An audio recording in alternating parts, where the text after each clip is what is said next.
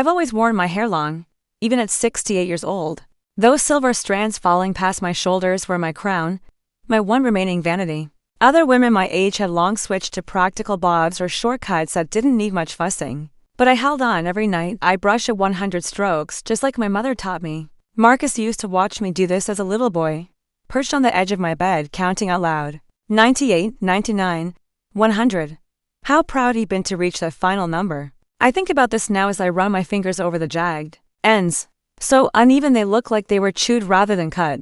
The bathroom mirror doesn't lie.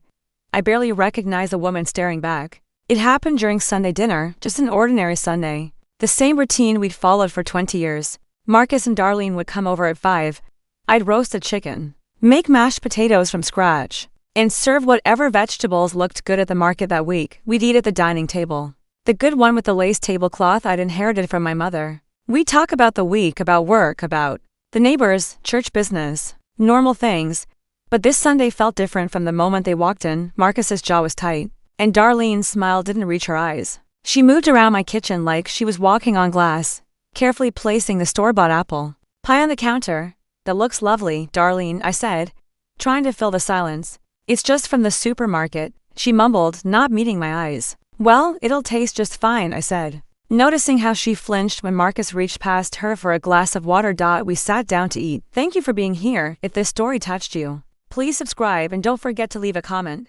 I read every one of them, and it's how I see just how far our stories are reaching. And I tried to keep the conversation light.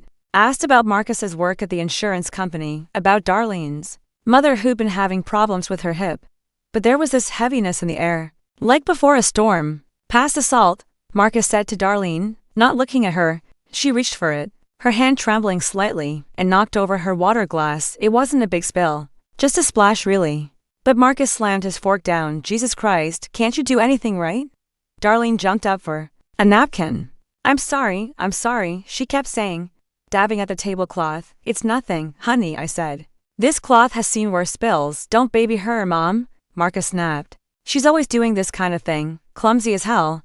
I saw something flash across Darlene's face, not just embarrassment, but fear, real fear. And suddenly I was seeing something clearly that maybe I'd been ignoring for a while. The way she'd grown quieter over the years, the way she called to cancel plans at the last minute. The long sleeves in summer. Marcus, I said carefully, setting down my own fork, it's just water. There's no need to speak to her that way. He turned to me, eyes narrowed. What did you say? I said there's no need to talk to your wife like that. Not in my house, not anywhere. The silence that followed felt like someone had sucked all the air from the room.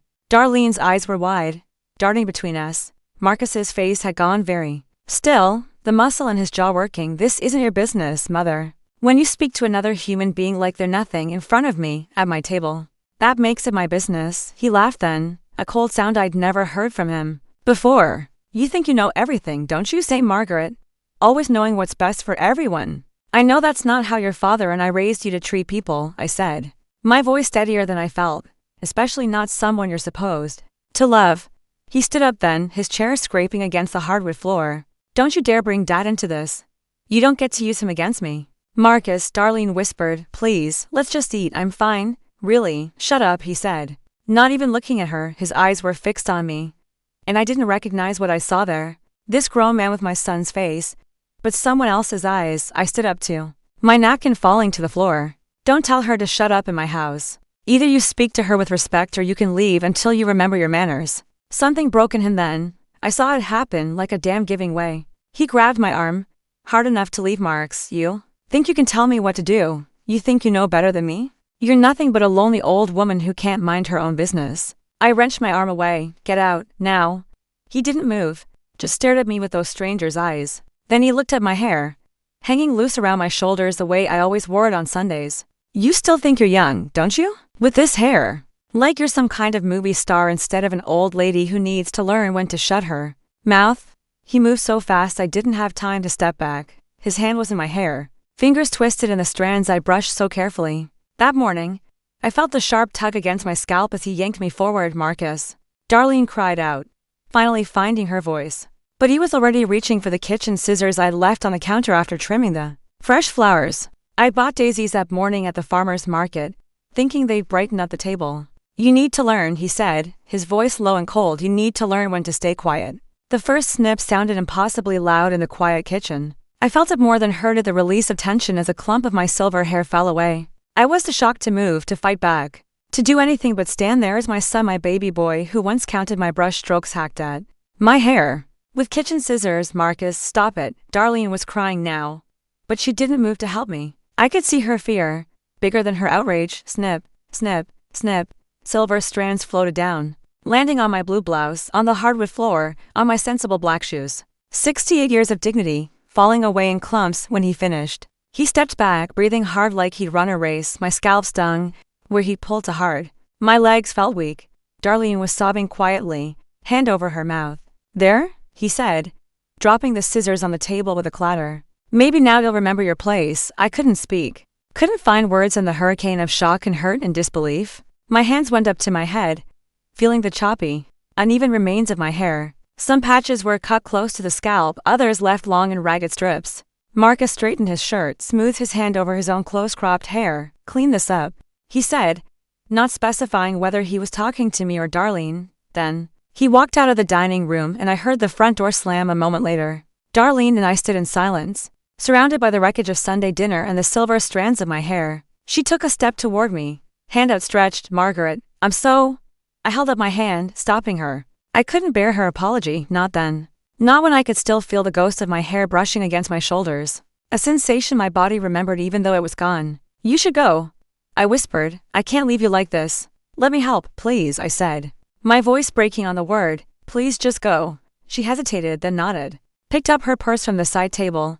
I'll call tomorrow, she said softly. I didn't answer. Couldn't? I stood perfectly still until I heard the front door close behind her. Then, and only then, did I let myself sink into the dining chair, my legs finally giving way. The chicken was getting cold. The mashed potatoes were congealing in their bowl.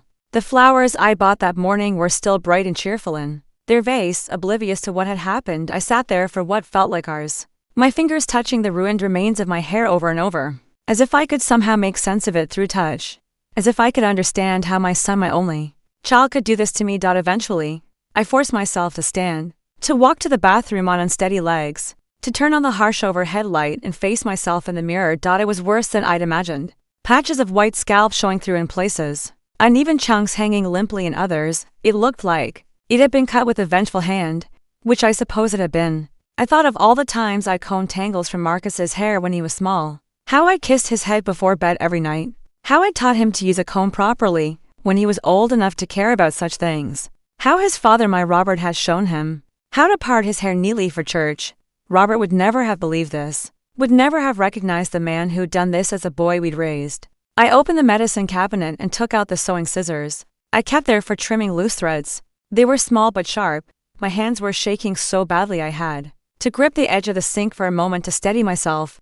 Then, with what dignity I could muster, I began to cut away the longer pieces, trying to even out the worst of the damage. Hair fell into the white sink basin, silver against white porcelain.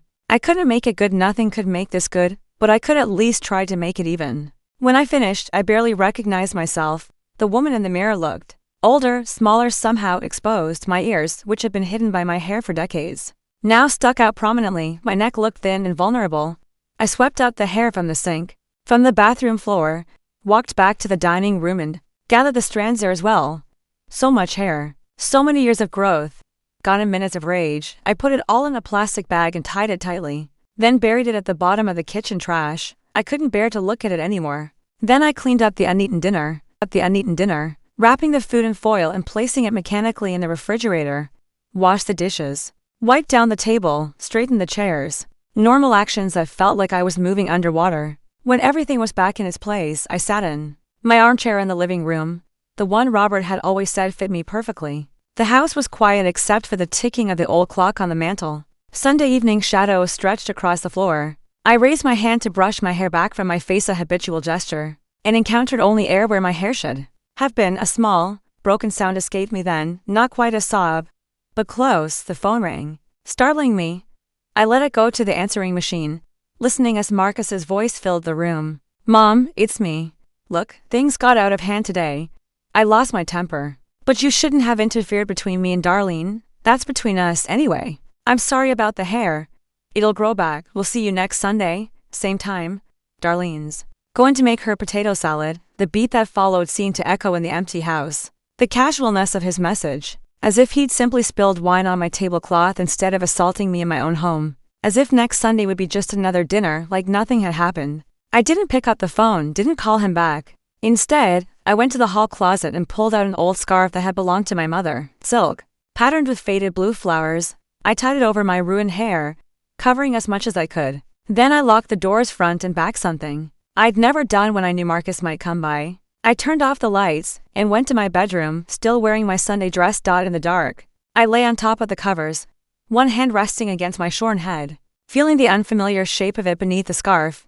I thought of Marcus as a baby, his tiny fingers curled around one of my long braids as he nursed.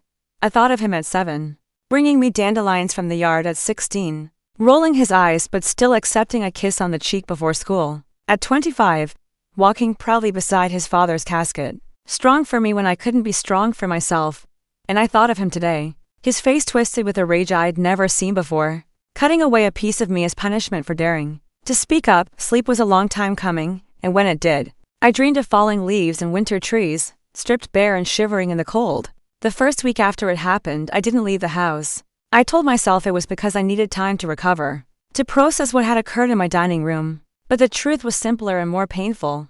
I was ashamed I'd spent my entire adult life being Margaret Johnson, the dignified one, the woman who kept her house spotless even while working full-time at the school district office, the woman who brought homemade dishes to every church function, the woman who raised her son alone. After Robert passed, never missing a parent-teacher conference or a basketball game, the woman with the silver hair that fell past her shoulders, always neatly pinned back during the day and brushed out at night. Now I couldn't bear the thought of anyone seeing me. I called in sick to my part-time job at the library, told them I had a bad cold, my voice deliberately hoarse over the phone, canceled my standing hair appointment with Diana, who had been cutting and styling my hair for 15 years, skipped Sunday service for the first time since Robert's funeral. The phone rang several times each day. I let the answering machine pick up, listening to the voices of concerned friends. Margaret? It's Lucille. Missed you at the senior ministry meeting yesterday. Everything all right? Margaret, this is Pastor Wallace. Just checking in since we didn't see you on Sunday. Please call if you need anything. Hey Margaret, it's Diana from the salon.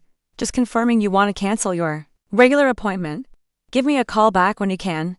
I didn't return any of the calls. What would I say? How could I explain what had happened without seeing the shock in their eyes, the pity, the inevitable questions about what I must have done to provoke my own son to such an act? Instead, I spent my days moving like a ghost through my own home. I covered the mirrors with old scarves, unable to face my reflection. I ate little, slept poorly. When I did sleep, I'd wake with my hand reaching for hair that was no longer there. Marcus called every day that first week. I never picked up. Mom, it's me, just checking in. Call me back, Mom. Are you screening my calls? Come on, pick up. This is childish. Mom, seriously, enough with the silent treatment. I said I was sorry about the hair. What more do you want? His voice grew progressively more irritated with each message. Not once did he acknowledge what he'd really done, not just cutting my hair, but violating my sense of safety, my dignity, my home. On the 10th day, there was a knock at my front door. I froze in the kitchen, where I'd been mechanically washing dishes I'd barely used. Through the peephole, I could see Darlene standing on my porch, a covered dish in her hands. She knocked again. Margaret, I know you're in there. Please, I just want to talk. I pressed my back against the wall beside the door, heart pounding. I hadn't prepared for this, hadn't rehearsed what to say. Margaret, please. I brought chicken casserole, your favorite, with the water chestnuts, how you like. Her voice broke slightly on the last word. I closed my eyes, remembering how she'd stood frozen while Marcus cut my hair, how she cried but not intervened. I couldn't blame her. I'd seen the fear in her eyes, but I couldn't face her either. After a few more minutes, I heard her sigh, the sound of the dish being set down on the porch, footsteps retreating down the walkway, the start of a car engine, then silence. I waited until I was sure she was gone before cracking the door open. The casserole dish sat there, still warm. A yellow post-it note stuck to the foil covering. I'm so sorry. Please call me. I brought the dish inside, set it on the counter, stared at it for a long time before putting it untouched into the refrigerator. I wasn't ready for peace offerings. Wasn't ready to pretend things could go back to normal with a casserole. And an apology. The next day, I finally forced myself to really look in the bathroom mirror. I peeled back the scarf I draped over the glass and faced myself fully for the first time. in nearly 2 weeks. My attempt to even out the damage had helped somewhat, but it was still a disaster. Patchy, uneven, some areas cut nearly to the scalp. My silver hair, once my pride, now looked like it had been attacked by garden shears, which wasn't far from the truth. I touched it gingerly, feeling the unfamiliar shape of my own head. Then, with shaking hands, I reached for the phone and dialed a number I'd looked up in the yellow pages. Marlene's beauty salon, a cheerful voice answered. I need an emergency appointment, I said, my own voice sounding strange to my ears after days of silence. Today, if possible. Well, we're pretty booked up. But please, I said, hating the desperation in my tone. It's important something. In my voice must have communicated the urgency because the receptionist paused, then said, I can fit you in at 3:30, just before closing. Ask for Tanya. Thank you, I whispered and hung up. Getting dressed to go out felt like preparing for battle. I chose a high-necked blouse that had been a gift from Robert years ago. Navy blue with small pearl buttons, dignified armor of a sort. Over my ruined hair, I tied the largest scarf I owned, arranging it carefully to cover as much as possible. The drive to the salon on the other side of town, far from where anyone might know me, felt endless. I kept the radio off, the silence of the car matching the silence I'd wrapped myself in for days. Tanya turned out to be a young woman with purple streaks in her dark hair and kind eyes. That didn't flinch when I unwound my scarf. Oh honey, she said softly, someone did a number on you, didn't they? I nodded, not trusting myself to speak. Can I ask what happened? Bad home cut? I had prepared a story. My grandson, I said, the lie sticking in my throat. He's for God. Hold of the scissors while I was napping. Tanya looked skeptical but didn't press. Well, we're going to fix you right up. Let's wash first, then see what we've got to work with. Her gentle hands on my scalp nearly undid me. It had been so long since anyone had touched me with kindness. She didn't rush, taking her time with the warm water and sweet-smelling shampoo, massaging carefully around the areas where my scalp was still tender after the wash. She studied my hair from all angles, turning my chair slowly. I'll be honest with you, she said finally. We're going to have to go pretty short to even this out. Is that okay? I nodded again. What choice did I have? It'll grow back, she added, as if reading my thoughts. And you've got good bone structure, a short cut will actually suit you. For the next hour, I sat with my eyes closed as Tanya worked. The snip of her professional scissors so different from the harsh, angry cuts Marcus had made. She talked as she worked, filling the silence with gentle chatter about her kids, the weather, a movie she'd seen recently. I was grateful for her words, for the way they created a buffer between me and my thoughts. When she finally turned my chair to face a mirror, I almost didn't recognize a woman looking back at me. My silver hair was now cut in a short, pixie-like style, neat and intentional. It showed off my cheekbones, my eyes, made me look different, yes, but not diminished as I had feared. What do you think? Tanya asked, watching my face carefully. I touched it gently, feeling the soft, even ends. It's good. It's good. Thank you, she beamed. I knew you could pull it off. Very elegant, very French. I paid her, adding a generous tip, and wound my scarf back around my neck rather than my head. As I left the salon, I felt a strange mixture of grief and relief. My long hair was gone, that couldn't be undone, but at least now it looked like a choice, rather than an assault.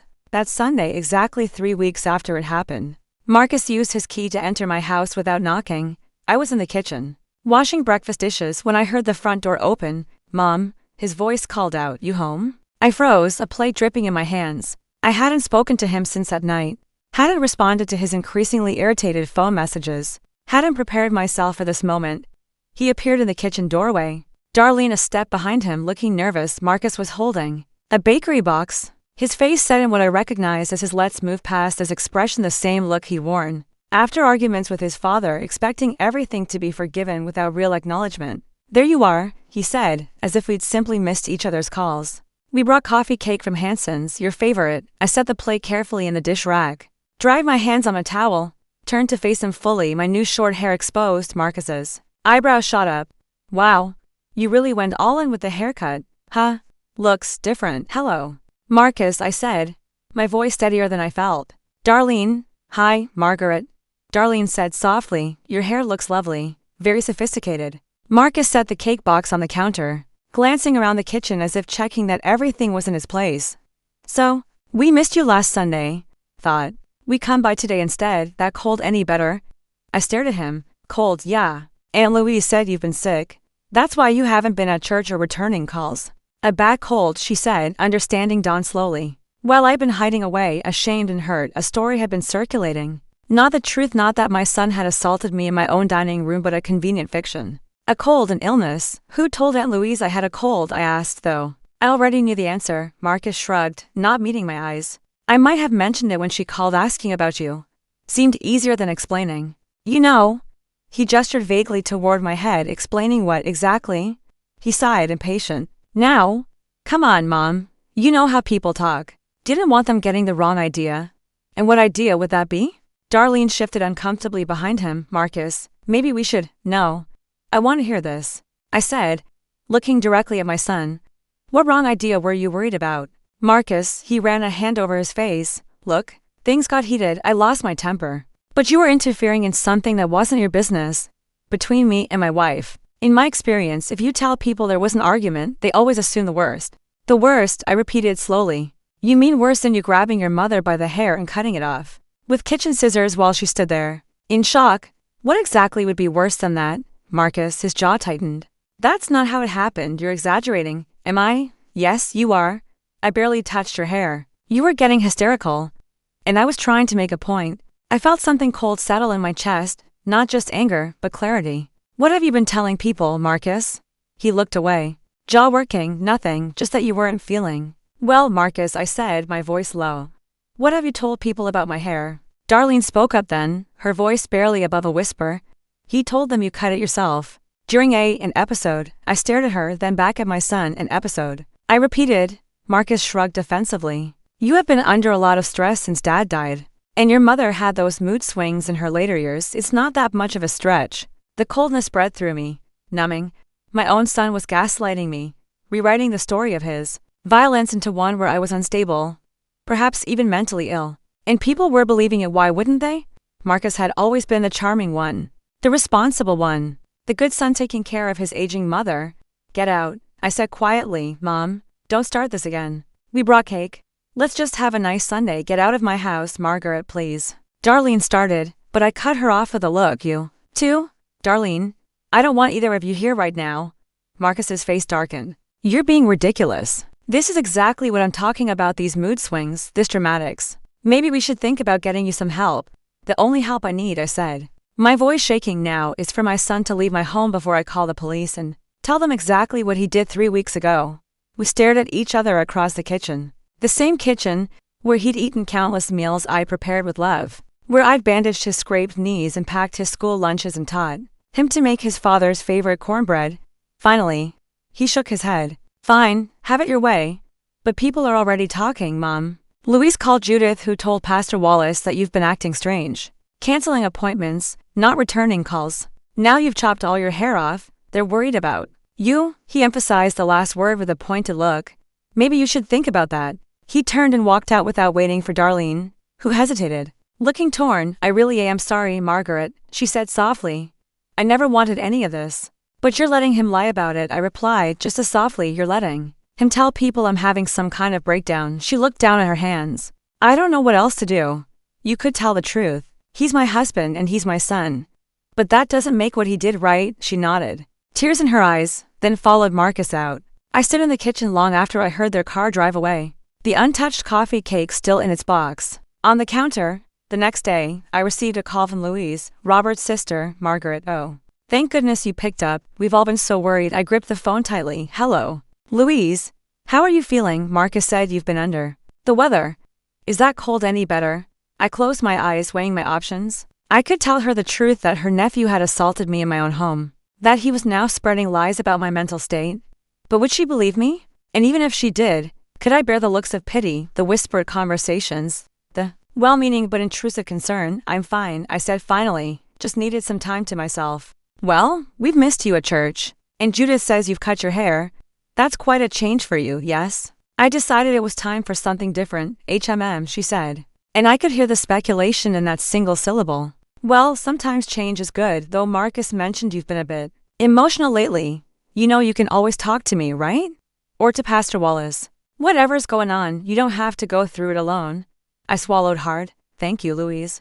I appreciate that. After we hung up, I sat staring at the silent phone. It was happening already, just as Marcus had implied, the whispers, the concern. The subtle suggestion that I wasn't quite myself, that I might be slipping in some way. And the worst part was that I was hiding, just as he predicted I would. Keeping quiet out of shame, out of fear of not being believed, out of a lifetime habit of protecting my son even when he didn't deserve it.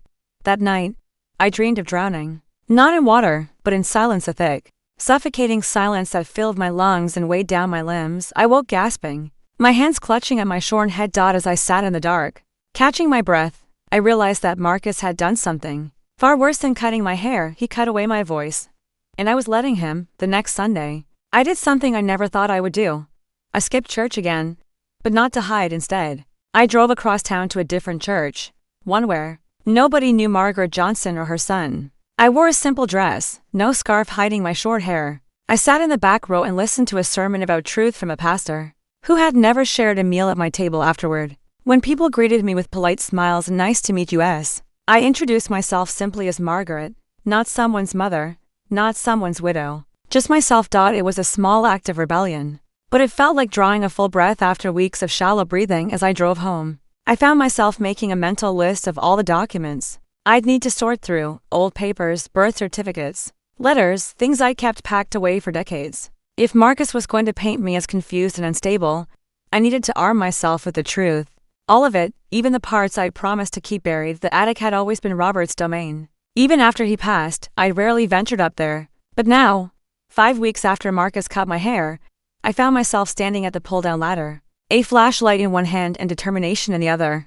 If I was going to protect myself, I needed those documents I'd hidden away all those years. I go. The wooden steps creaked under my weight.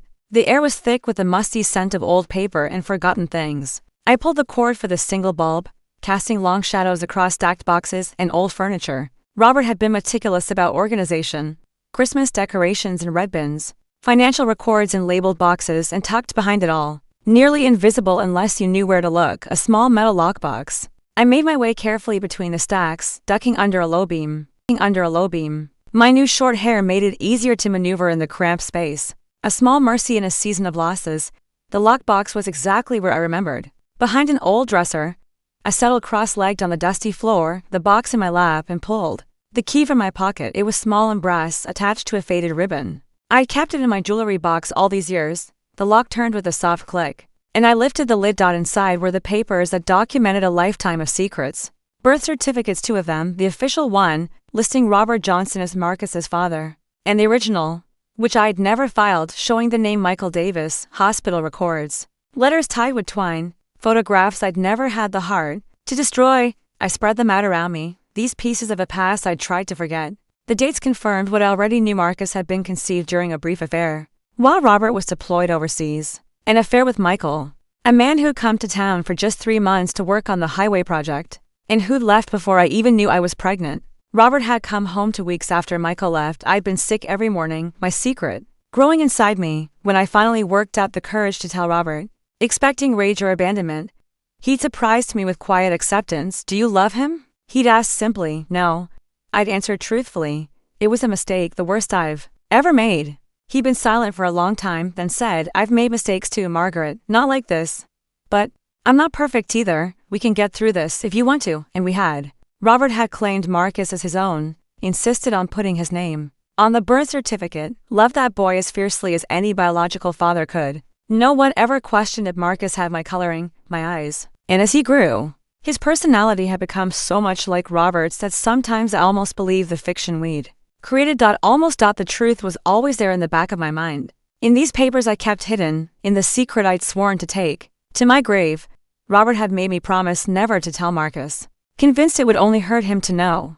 What good would it do? He'd argued when Marcus was 12, and I'd suggested maybe it was time for honesty. I'm his father in every way that matters. This Michael person, he doesn't even know Marcus exists. Why burden our son with something that would only make him feel rejected? I'd agreed then. And every time the question arose afterward, we'd maintained the fiction for so long it had calcified into accepted truth.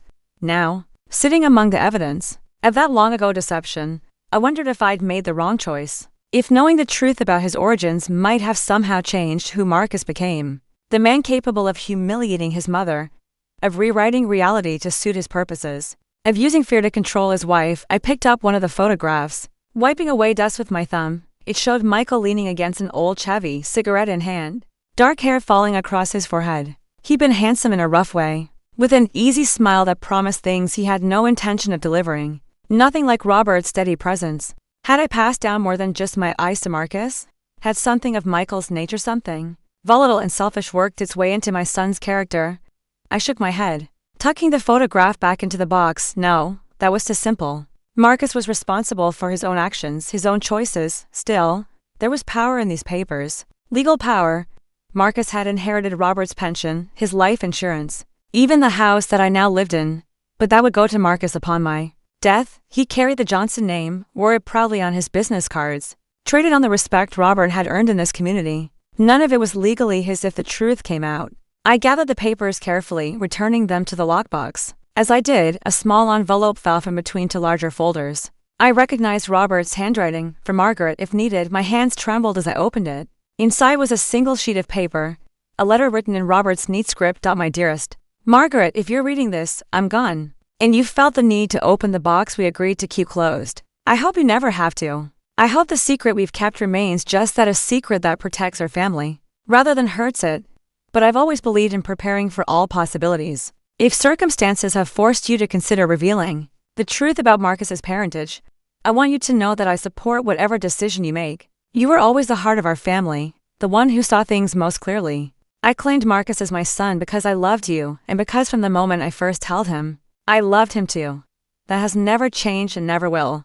He is my son in every way that matters. But if he has done something that makes this revelation necessary, if knowing the truth would protect you or others, then you have my blessing to use these papers as you see fit. Sometimes love means difficult choices. Sometimes protection requires hard truths.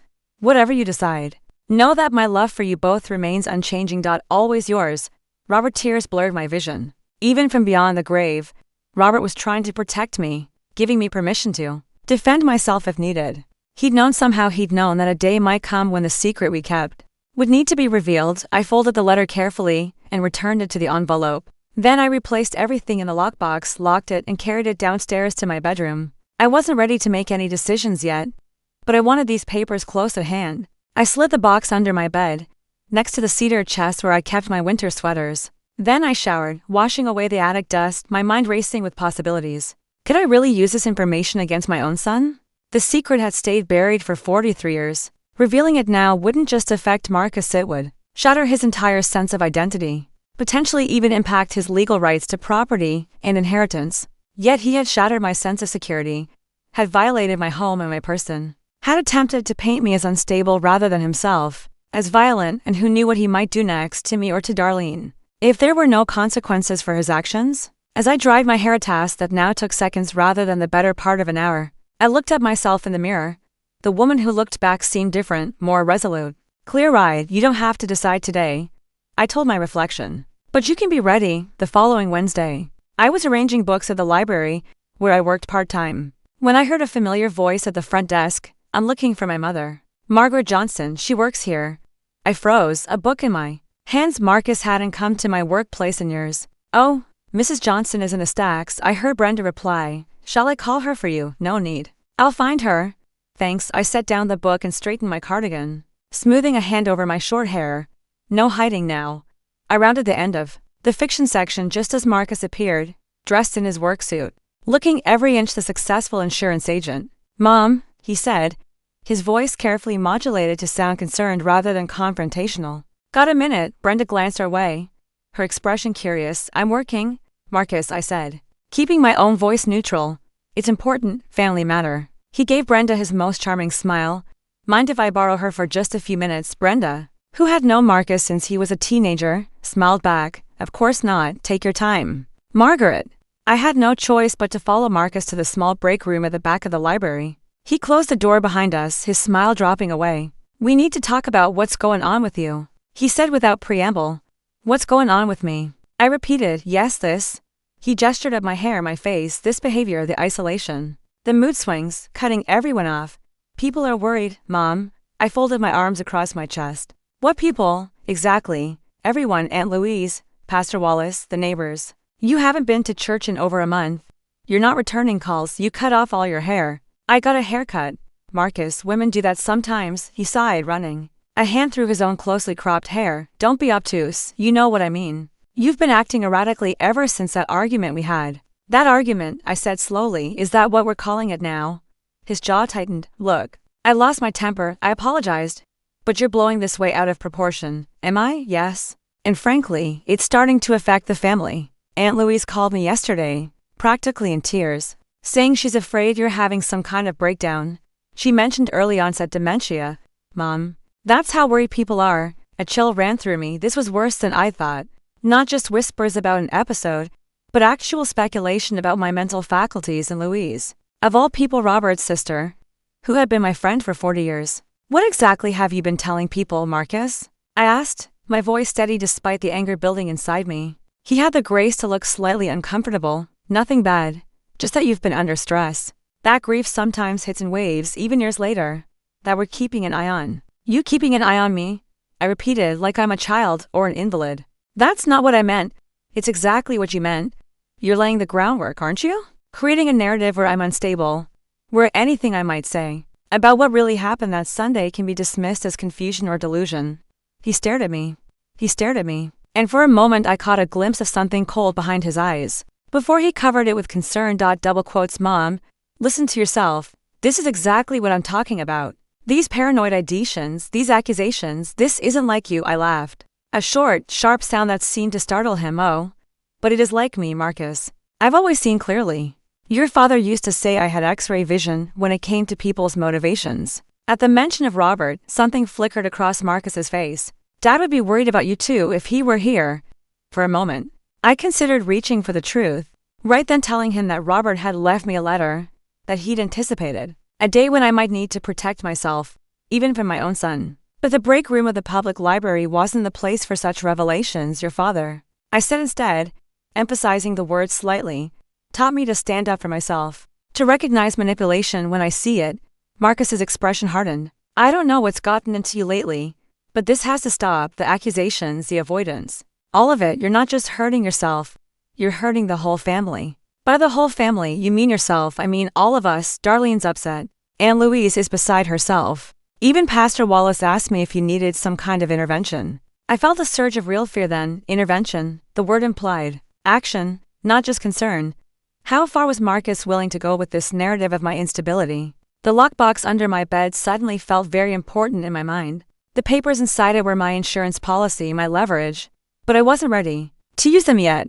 I appreciate everyone's concern, I said, keeping my voice level. But I'm fine. I've been taking some time for myself. That's all. And as for my hair, I touched the short silver strands. It's just a haircut. Women my age change their style all the time. Marcus studied me for a long moment, as if trying to decide whether to push harder or retreat. Finally, he nodded, though his eyes remained wary. All right, if you say so. But people are going to keep asking questions if you don't start showing up to things again. Church at minimum and Sunday dinner at our place. The idea of sitting at Marcus and Darlene's table, pretending everything was normal, made my stomach clench. I'm not ready for that yet. Mom, I said I'm not ready, I repeated. Firmer this time. I'll consider church. But I need more time. Before I can sit across from you at dinner and act like nothing happened, he sighed, glancing at his watch. Fine, baby steps. I'll tell everyone you're doing better but taking things slowly. Maybe we can stop by your place instead. Bring takeout or something. The thought of him in my house again made me uneasy. Not yet, I said. I'll let you know when I'm ready for visitors. His eyes narrowed slightly, but he nodded. Have it your way. Just try to act normal when you're out in public, okay? For everyone's sake. With that parting shot, he left, the break room door swinging shut behind him. I sat down heavily in one of the plastic chairs, my legs suddenly weak. Act normal. As if I were the one who had behaved abnormally. As if I were the one who needed to adjust my behavior. Not the son who had assaulted me in my own home that evening. I sat at my kitchen table with a cup of tea, the lockbox open beside me. I spread the documents out again, considering my options. I could show these papers to Marcus, use them as leverage to make him back off, to force him to stop spreading rumors about my mental state. The threat alone might be enough, but if I did that, the secret would be out. He would know the truth that Robert Johnson wasn't his biological father, that his very identity was built on a foundation of careful lies. Could I do that to him? Should I? I remembered Robert's letter. If knowing the truth would protect you or others, then you have my blessing. Had we reached that point, was this revelation necessary for protection? I wasn't sure yet. But as I gathered the papers and returned them to the lockbox, I knew I was closer to that decision than I had ever been before. That night, I dreamed of Robert. We were sitting on our front porch swing, watching the sunset as we'd done so many evenings. In the dream, he took my hand, his touch warm and familiar. "You've always been stronger than you think," he said, his voice exactly as I remembered it. "Do what you need to do, Margaret. I've got your back." I woke with tears on my cheeks but clarity in my mind. Whatever came next, I would face it on my feet, not cowering in fear of my own son. The documents were my shield, my insurance policy. I would use them if I had to, but only if absolutely necessary. In the morning, I called Tanya at the salon and made an appointment to have my hair trimmed again, to maintain the short style that was starting to feel like my own choice rather than the result of violation. Then I called Pastor Wallace directly, explaining that I had been taking some personal time but would be back at church that Sunday. Small steps toward reclaiming my life, my public self. While privately, I prepared for a confrontation I hoped wouldn't be necessary but increasingly felt inevitable.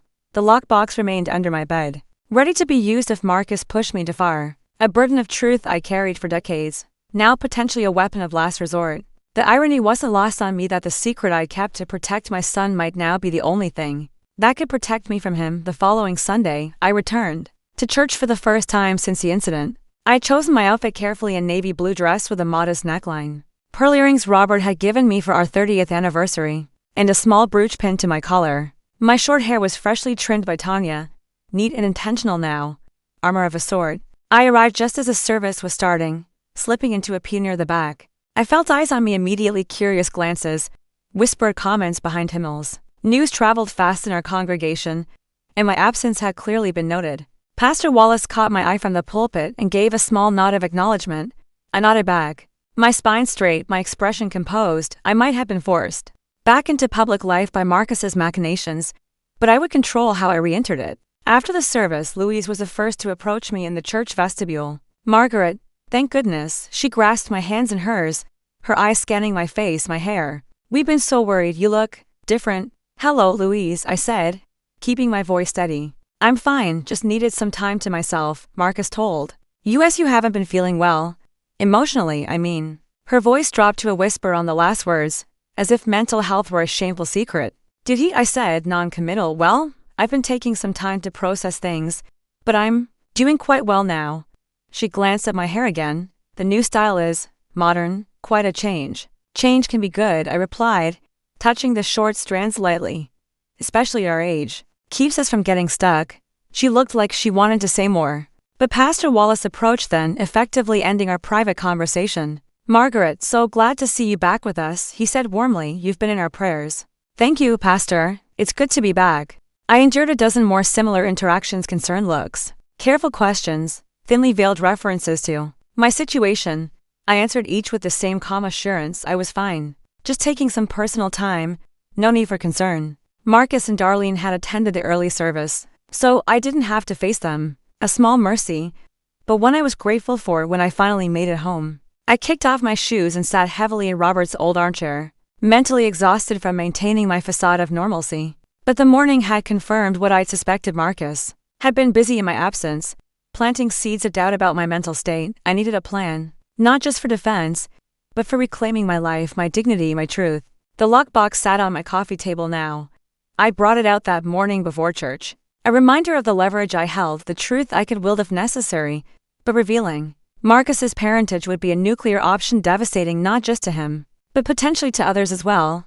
It would be a last resort, not a first step. What I needed was something more subtle, a way to protect myself without destroying everything. I picked up a legal pad and pen and began to write. First, a list of Alice's people I trusted who might believe my version of events over Marcus's. The list was shorter than I'd hoped. Many of our oldest friends had died or moved away in recent years. Those who remained were as likely to believe Marcus's story of my episode as they were to accept that my respectable, church-going son had assaulted me. Next, practical considerations. My finances were separate from Marcus's. Thank goodness, Robert had left his pension to me, and I had my own modest savings from years of working at the school district and later the library. I owned the house outright. It would go to Marcus only after my death. But legal power wasn't just about money. If Marcus continued pushing the narrative that I was becoming confused or unstable, he might eventually try for guardianship or some other form of control over my affairs. I needed to protect against that possibility. By evening, I had the outline of a plan. Not a dramatic confrontation, not an explosive revelation of long-buried secrets, but a series of quiet, careful steps to secure my independence and safety. First thing Monday morning, I called Judith Chen, a lawyer I knew from the library who specialized in elder law. I made an appointment for the following day, telling her simply that I wanted to update my will and review my options for long-term care decisions. Next, I called my doctor and scheduled a comprehensive checkup including cognitive testing. If Marcus was going to suggest I was becoming confused, I wanted medical documentation proving otherwise. Then I went to the bank and withdrew a significant amount of cash, not my entire savings, but enough to live on for several months if necessary. I placed it in a safety deposit box along with copies of my most important documents: deed to the house, insurance policies, birth certificate, mine, not Marcus's. Each step was practical, quiet, unremarkable on its own. Together they formed a foundation of security that Marcus couldn't easily undermine. I also began keeping a detailed journal, documenting Marcus's behavior, his comments, the rumors he was spreading. I noted dates, times, witnesses. It wasn't evidence in the legal sense, but it would help me keep track of the pattern, prevent me from doubting my own memories if his gaslighting intensified. The most difficult task came on Thursday when I drove across town to meet with Darlene in secret. I called her at the flower shop where she worked part-time, asking if we could meet somewhere Marcus wouldn't know about. She'd suggested a small cafe near her workplace, her voice nervous but determined. She was already there when I arrived, seated at a corner table with her back to the wall, a cup of tea cooling in front of her. She looked up as I approached, her eyes wary. "Thank you for meeting me," I said, sliding into the chair across from her. "Marcus doesn't know I'm here," she replied, her fingers twisting a paper napkin. "I told him I was having lunch with a coworker." I nodded, unsurprised. "I won't keep you long. I just wanted to ask you something, and I need you to be honest with me." She glanced down at her tea, then back at me. "I'll try. Has Marcus ever hurt you, physically? I mean, not just the verbal cruelty I witnessed that Sunday." Her silence was answer enough. "How long?" I asked quietly. "It's not regular," she said, still not meeting my eyes. "Just when he gets really angry, and he always apologizes after." A familiar pattern, one I'd seen played out in the lives of other women over the years. "Darlene, you don't have to live like that.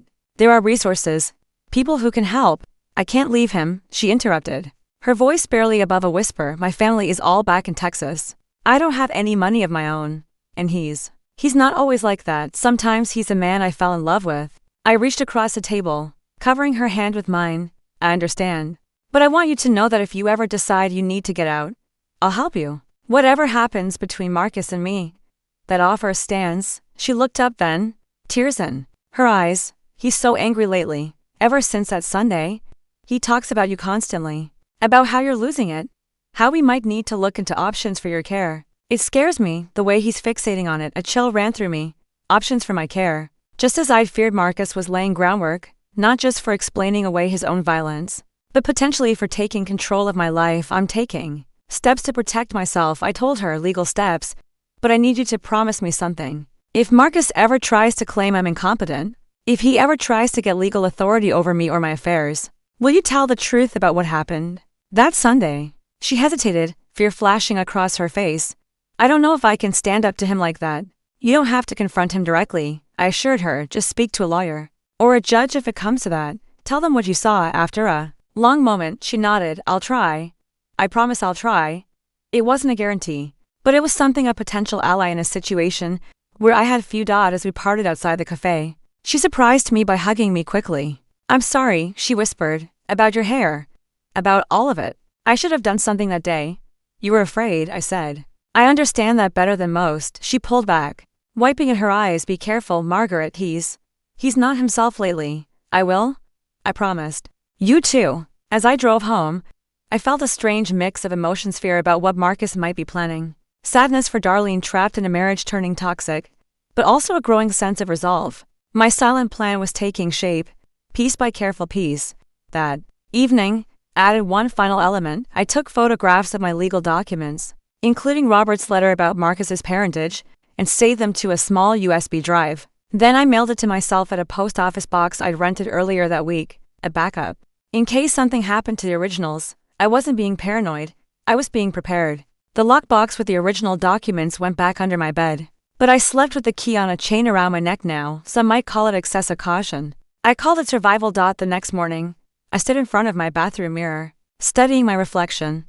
The woman who looked back at me was changed, not just the short silver hair, but something in the eyes and the set of the jaw. Determination, perhaps, or simply clarity. You can do this, I told that reflection. One step at a time. My phone rang, startling me. Marcus's name flashed on the screen. I took a deep breath and answered. Hello, Marcus, Mom, he said, his voice carefully pleasant.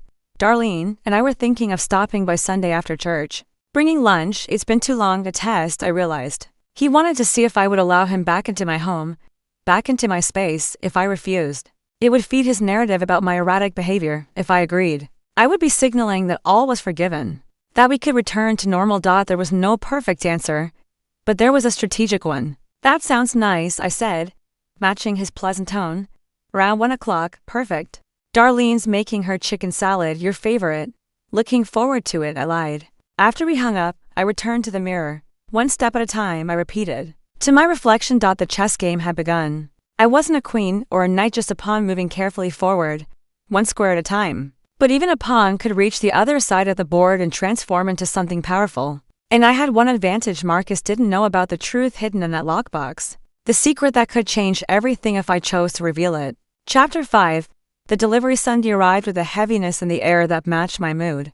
Dark clouds hung low, threatening rain but holding back, creating that particular tension of an approaching storm. I'd been up since dawn, unable to sleep, moving through my morning routine with mechanical precision. Every surface in the house gleamed, not because I cared what Marcus and Darlene would think, but because cleaning gave my hands something to do while my mind worked through scenarios. The lockbox remained under my bed. I hadn't decided yet whether today would be the day I'd use its contents. That would depend on Marcus. At 12:58, I heard his car pull into the driveway. Always punctual, my son, always controlled on the surface. I smoothed down my blouse, a soft blue cotton thing with small pearl buttons, and took a deep breath. They came bearing gifts. Darlene with her promised chicken salad in a glass bowl. Marcus with a bouquet of store-bought lilies. Peace offerings that required no real peace, Mom, Marcus said, leaning in to kiss my cheek. I allowed it, though it took effort not to flinch. You're looking well.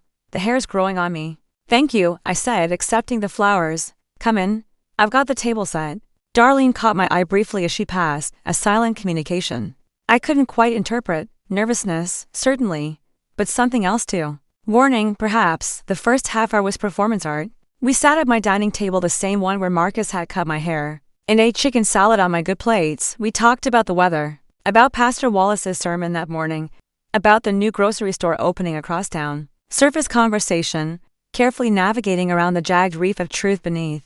I watched Marcus as he spoke, noting the controlled way he held himself, the calculated warmth in his voice. To anyone else, he would have seen the picture of a dutiful son visiting his aging mother, but I could see the tension in his jaw, the careful way his eyes assessed me, looking for signs of weakness or instability he could use. So, he said finally, setting down his napkin, how have you been? Really? You seem better. But we've been worried. I'm fine, I said, meeting his gaze steadily. As I've been telling everyone who asks, you can't blame people for being concerned, Mom. The way you isolated yourself, cutting off contact, changing your appearance so drastically, it wasn't like you. People change, I said. Sometimes because they want to. Sometimes because they have to. He frowned slightly. What's that supposed to mean? Just that life sometimes forces new perspectives on us, new understandings of people. We thought we knew. Darlene looked down at her plate, pushing a piece of lettuce around with her fork. Marcus's expression hardened almost imperceptibly. Well, whatever phase you were going through, I'm glad to see you coming out of it. Aunt Louise said you were yourself again at church last week. Even Pastor Wallace mentioned you seemed more centered, the implication being that I had been off-center. Before, I let it pass, taking a sip of water instead of responding directly. How's work, Darlene? I asked, deliberately changing the subject, still enjoying the flower shop. She looked up, grateful for the redirect. Yes, it's nice, peaceful. Nice, peaceful. I'm learning about arrangements for different occasions. She's wasting her time there. Marcus cut in. I keep telling her she could be doing something more substantial. Something with actual career potential. I like flowers, Darlene said, quietly, and Mrs. Abernathy is teaching me the business side too. Florists don't make real money. Marcus said dismissively, it's a hobby job. I watched the light dim in Darlene's eyes. The slight slump of her shoulders, a familiar dance between them, him diminishing, her retreating, just as he tried to do with me my entire adult life. I think it sounds fulfilling, I said. Creating beauty. Marking important moments in people's lives. Not everything worthwhile is measured in dollars, Marcus. He gave me a tight smile. Easy to say when your bills are paid. Some of us have to think about the future. About building something substantial. And what are you building, exactly? I asked, the words out before I could reconsider. His eyes narrowed. What's that supposed to mean? Just a question. You talk about building something substantial. I'm curious what that looks like to you. He set his glass down with more force than necessary. A secure future, a legacy. Something Dad would have been proud of. The mention of Robert sent a jolt through me. The lockbox under my bed seemed to pulse with potential energy like a live wire. Your father was proud of many things, I said carefully. Not all of them had to do with money or status. He worked hard to provide for this family, to build a respectable name in this community. Marcus said, an edge entering his voice. Something you seem intent on undermining lately with your erratic behavior. And there it was, the real reason for this visit. Not reconciliation, but reinforcement of his narrative about my mental state. Erratic, I repeated. Like what exactly, Mom? Let's not do this, he said, sighing as if I were being unreasonable. You know what I'm talking about, the isolation, the paranoia, cutting off your hair in some kind of, I don't know, crisis or something. I felt a cold calm settle over me. I didn't cut my hair. Marcus, you did, with my kitchen scissors after grabbing me by it. The silence that followed was absolute. Darlene froze, fork halfway to her mouth. Marcus stared at me, his expression cycling through shock, anger, and finally settling into something calculated. Double quotes. See? This is exactly what I'm talking about, he said, his voice gentle now, concerned. These confabulations, these false memories, Mom. I would never do something like that. Never. Darlene was there, I said, not looking away from him. She saw everything. His gaze flicked to his wife, a warning in his eyes. Darlene, tell Mom what really happened. Tell her how worried we were when we came over and found she'd cut her own hair. Darlene's eyes darted between us, her face pale. I could see the war within her, fear of Marcus versus the truth she'd witnessed. She began, her voice barely audible. Darlene, Marcus said sharply. Tell her. I reached across the table, not touching Darlene but offering my open palm. It's okay, I said softly. You don't have to lie for him anymore. Neither of us do. Something shifted in Marcus then, the careful facade cracked, revealing the rage beneath. What have you been telling her? He demanded, turning on me. What kind of poison have you been spreading? The truth isn't poison, I said, my voice steady despite my racing heart. What happened in this room that Sunday wasn't my imagination or confusion. It was assault, Marcus. You assaulted me in my own home, and now you're trying to convince everyone, including me, that it didn't happen. He stood abruptly, his chair scraping against the hardwood floor. I don't have to listen to this. You're clearly still unwell. Maybe more than I realized. Sit down, I said, not raising my voice but infusing it with a strength I hadn't known I possessed. We're not finished. To my surprise, he hesitated, then slowly lowered himself back into his chair. Fine, say whatever you need to say, and then we can discuss getting you some real help. I took a deep breath. This was the moment, the fork in the road. I could continue defending myself against his gaslighting, knowing it would be my word against his in the eyes of the community. Or I could use the nuclear option. I looked at Darlene, saw the fear in her eyes, but also a glimmer of something else, hope perhaps, a silent plea. I'll be right back, I said, standing. There's something I need to show you both. I walked calmly to my bedroom, retrieved the lockbox from under the bed, and returned to the dining room. I set it on the table between us, the key already in my hand. What's this? Marcus asked, eyeing the box suspiciously. The truth, I said simply, and unlocked it. I didn't remove all the contents, just the 2 birth certificates and Robert's letter. I placed them on the table, arranging them neatly, then sat back down. What am I looking at? Marcus asked, not reaching for the papers. Your birth certificates, I said, the official one, with Robert Johnson listed as your father, and the original one, which was never filed. He stared at me, confusion replacing anger. What are you talking about? Why would there be 2? Because Robert wasn't your biological father. Marcus, a man named Michael Davis, was. He worked on the highway project while Robert was deployed overseas. He left before I even knew I was pregnant. Robert came home. I told him the truth, and he chose to claim you as his own, to give you his name, his love, everything a father could give. The color drained from Marcus's face. You're lying, he whispered. I've kept this secret for 43 years, I continued. Robert and I agreed never to tell you. We thought it would only hurt you to know. He loved you as his own son. That much was completely true. Marcus's hands shook as he finally reached for the birth certificates, examining them side by side. I could see his eyes moving over the information, the different names in the father field, the dates that confirmed what I was saying. This can't be real, he said. But his voice had lost its certainty. Read the letter, I said, pushing Robert's envelope toward him. He wrote it before he died in case I ever needed to tell you the truth. Darlene sat motionless, watching her husband's face as he unfolded Robert's letter with unsteady hands. I saw his eyes move across the lines, saw the moment the reality of it hit him. But if he has done something that makes this revelation necessary, if knowing the truth would protect you or others, then you have my blessing to use these papers as you see fit. Dad knew. Marcus looked up, his expression raw with shock and betrayal. He knew I wasn't his. He knew. I confirmed gently. And he chose you anyway, every single day. He was your father in every way that mattered. Marcus did again, the letter still clutched in his hand. Why are you doing this? Why now? Just to hurt me, to punish me? No, I said, to protect myself. And Darlene, and perhaps even you, from what you're becoming. He looked down at Darlene, who hadn't moved or spoken. Did you know about this? She shook her head, eyes wide. No. Of course not. He turned back to me, his expression hardening again. You think this changes anything? You think anyone would believe this convenient story you suddenly remembered? They'll see it for what it is, more evidence of your confusion, your spite. The DNA would prove it, I said simply, if it came to that. But I'm hoping it doesn't. I'm hoping this is enough for you to stop spreading lies about my mental state. To stop trying to control and intimidate me. To get help for your anger. Before you lose everything. He stared at me for a long moment, emotions warring on his face. Then, without warning, he grabbed the birth certificates and letter, crumpling them in his fist. You've lost your mind, he spat.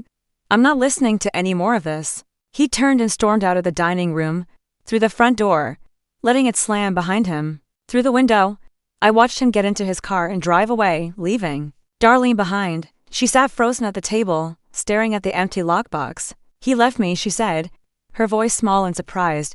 He'll be back, I said, though I wasn't certain.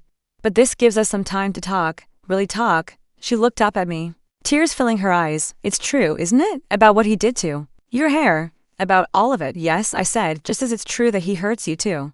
That this isn't the life either of us should be living. She nodded slowly, a tear slipping down her cheek. What do we do now? I reached across the table and took her hand, which trembled in mine like a small, frightened bird. Now, I said, we make a plan, together outside. The clouds finally broke. Rain beginning to fall in earnest. A cleansing storm after too long a drought. The weeks following that Sunday unfolded in unexpected ways. Marcus didn't return that afternoon to collect Darlene. Instead, he called her cell phone repeatedly, his messages oscillating between threats and pleas until she finally turned it off. She stayed in my guest room that night, both of us listening to the rain against the windows, waiting for a pounding on the door that never came. In the morning, she called the flower shop to say she wouldn't be coming in. Then we sat at my kitchen table, mugs of coffee cooling between us, and talked more honestly than we ever had before. I can't go back, she said, her voice stronger than I'd heard it in years. Even if he begs, even if he promises to change. I've heard those promises before. I nodded, understanding completely. You don't have to. You can stay here as long as you need. What about the documents? She asked. The ones he took. I have copies, I assured her. And originals of other documents he doesn't know about. If he tries to use those papers against me somehow, claims I forged them or that they're evidence of delusion, I have more proof. I've been preparing for this longer than he realizes. She looked at me with something like wonder. You've been so strategic all this time. I thought you were just suffering in silence like I was. I admitted. Until I wasn't anymore. We spent that day making calls to a divorce attorney for Darlene, to a locksmith to change my house locks, to my bank to secure my accounts further. Small, practical steps toward independence. Marcus made his move 3 days later. Louise called to tell me he'd been to see Pastor Wallace, sharing his concerns about my increasingly erratic behavior and paranoid delusions, about my late husband not being his father. He's quite worried about you, Margaret, Louise said, her voice gentle with concern. We all are. These kinds of fantasies, they can be symptoms of something serious at our age. I listened calmly, then asked her to meet me for coffee the following day. I brought copies of the birth certificates, Robert's letter, and photographs of Michael Davis. I watched her face as she read through everything. Saw the moment disbelief gave way to understanding. Robert knew. She asked finally, looking up from the papers. Yes, I said. He chose to be Marcus's father in every way that mattered. We kept a secret to protect Marcus, not to deceive everyone, and you're sharing this now because Because Marcus is trying to paint me as confused or delusional to cover up his own behavior. Because he assaulted me in my own home, Louise. He cut off my hair with kitchen scissors while I stood there in shock. And now he's telling everyone I did it myself during some kind of episode. Her eyes widened. Margaret, that's terrible. Why would he do such a thing? Because I confronted him about how he treats Darlene. Because I stood up to him for the first time in his life. Louise reached across the table and took my hand. I believe you, she said simply. Those 3 words washed over me like a blessing. I hadn't realized how desperately I'd needed someone besides Darlene to simply believe me. Over the next month, the truth spread through careful conversations rather than dramatic confrontations. I didn't broadcast Marcus's parentage to the community, but I did defend myself against his accusations with clear-eyed calm and the selective sharing of evidence with key people.